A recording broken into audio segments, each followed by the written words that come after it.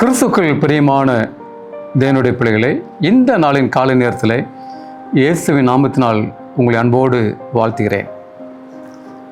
தேவனுடைய சமாதானம் இந்த நாளிலே உங்களோடு கூட இருப்பதாக. இன்றைய ஜீவ வார்த்தையாக ஏசாயாவின் புத்தகம் 9ஆம் அதிகாரம் வசனம் 6 வாசிக்கிறேன். நன்றாய் கவனிங்கள். நமக்கு ஒரு பாலகன் பிறந்தார், நமக்கு ஒரு குமாரன் கொடுக்கப்பட்டார், கர்த்தத்துவம் அவர் தோளின் மேல் இருக்கும்.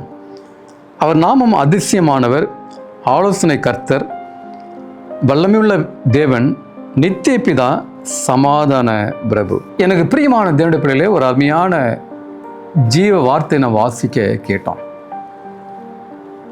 ஆவின் கனிகளை குறித்து தியானித்து கொண்டு வருகிறோம் ஒவ்வொரு நாளும். 3வது கனி சமாதானம். அன்பு, சந்தோஷம், சமாதானம். கிறிஸ்தவ வாழ்க்கையில் உள்ளத்தின் ஆழத்தில் ஒரு சமாதானம் நமக்கு இருக்க வேண்டும் பிரியமாள். அநேக மக்கள், கிறிஸ்தவ மக்கள் சமாதானமற்று வாழ்ந்து கொண்டிருக்கிறார்கள், நிம்மதியற்று வாழ்ந்து கொண்டிருக்கிறார்கள். உலக நாடுகளில் சமாதானம் இல்லை, நாட்டுக்கு நாடு சமாதானம் இல்லை, ஒற்றுமை இல்லை, குடும்பத்தில் சமாதானம் இல்லை, சபையில் சமாதானம் இல்லை, சமுதாயத்தில் சமாதானம் இல்லை. ஏன், ஒரு தனிப்பட்ட ஒரு மனிதனுடைய வாழ்க்கையிலே, அவன் உள்ளத்தின் ஆழத்திலே ஒரு சமாதானம் இல்லை. ஏன் பிரியமானவர்களே,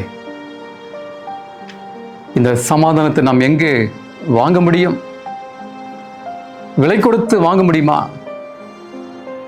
முடியாது. அல்லது நமக்கு கோடிக்கணக்கான பணம் இருந்தும் சமாதானம் இருக்குமா? கண்டிப்பாய் இருக்காது. நமக்கு ஒரு பாலன் கொடுக்கப்பட்டார், அவர் அதிசயமானவர், வல்லமையுள்ளவர், கர்த்தத்துவம் அவர் தோளின் மேல் இருக்கும், அவர் சமாதான பிரபு.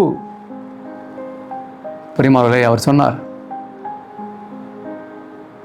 இந்த உலகம் கொடுக்கிற பிரகாரம் நான் கொடுப்பதில்லை, என்னுடைய சமாதானத்தை நான் உங்களுக்கு வைத்து போகிறேன் என்று சொன்னார். பிரியமானவர்களே, அவர் தரக்கூடிய சமாதானம் அவருடைய சமாதானம். நம்முடைய பதவியோ, படிப்போ, நம்முடைய வேலையோ, நம்முடைய அந்தஸ்தோ நமக்கு சமாதானத்தை தர முடியாது. அல்லது உலகமும் நமக்கு தர முடியாது.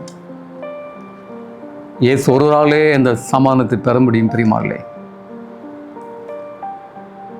எப்படி சமாதானம் கிடைக்கும்?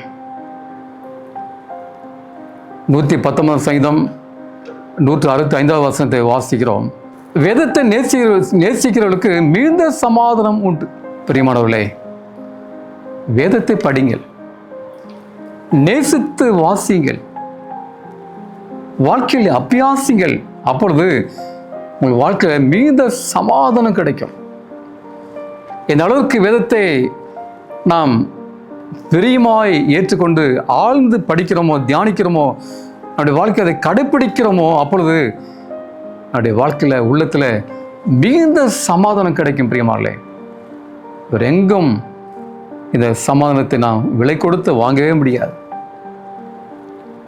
இயேசு கிறிஸ்து சமாதான பிரபு. பிரியமானவர்களே, அந்த இயேசுவை ஏற்றுக்கொள்ளுங்கள், அப்பொழுது உங்களுக்கு சமாதானம் கிடைக்கும்.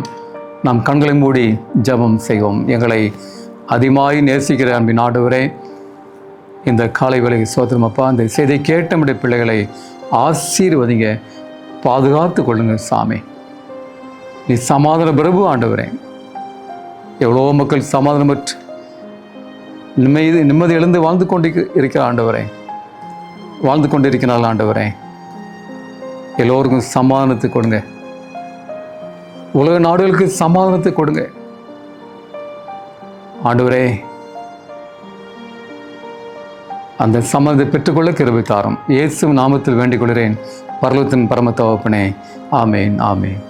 கர்த்தருடைய ஆசீர்வாதம் உங்களோடு கூட இருப்பதாக. ஆமேன்.